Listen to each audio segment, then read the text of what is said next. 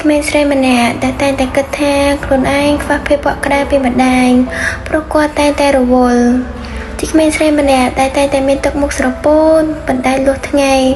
ជាក្មេងស្រីម្នាក់ដែលតែងតែចង់បានរបស់ល្អទំនើបប្រើដូចគេក៏ប៉ុន្តែ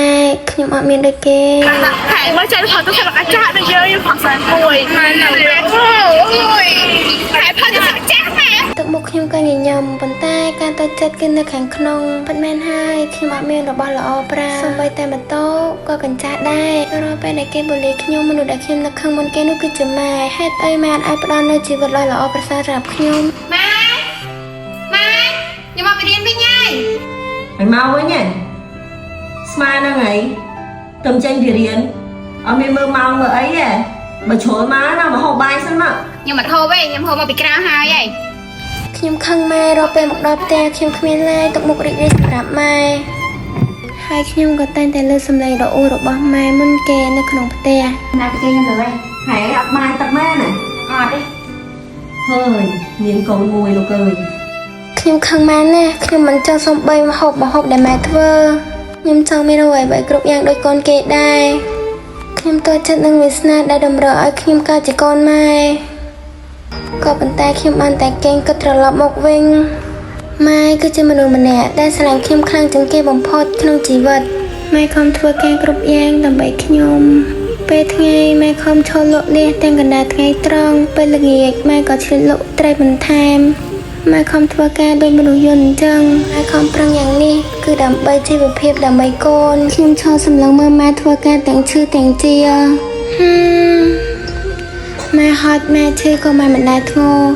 ម៉ែគិតច្រើនមើលខ្វល់ច្រើនក៏ព្រោះតែកូនពេលនេះទើបខ្ញុំយល់ថា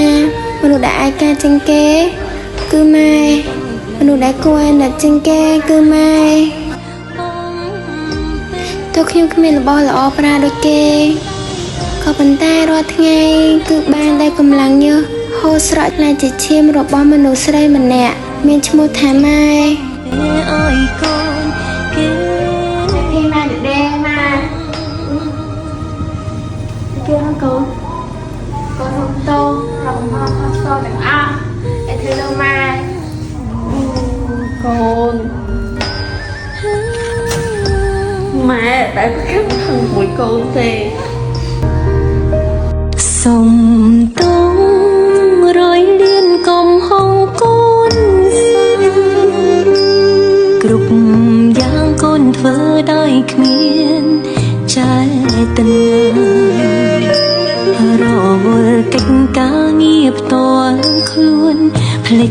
ម៉ែចេះដឹងខុសដឹងត្រូវហើយម៉ែសប្បាយចិត្តណាស់ពេលឃើញកូនម៉ែខ្លាចជាមនុស្សល្អអញ្ចឹងពីពេលនេះទៅក៏សូមសន្យាមើលថែរក្សាម៉ែមិនឲ្យម៉ែពិបាកចិត្តដោយសារកូនទៀតឡើយកូនសូមសន្យារាំងសាមេដាមិនឲ្យទៅណាឆ្ងាយធ្វើតួនាទីជាកូនម៉ែស្គាល់ទៅឲ្យចិត្តម្ដាយសប្បា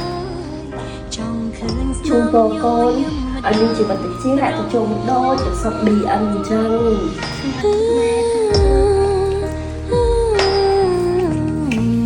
ហើយកុំភ្លេចកូនរង្វាន់ជាច្រើនមានក្នុងគម្របដបទឹកសុទ្ធ BN ទឹកបរិសុទ្ធ BN ធម្មជាតិល្អបំផុត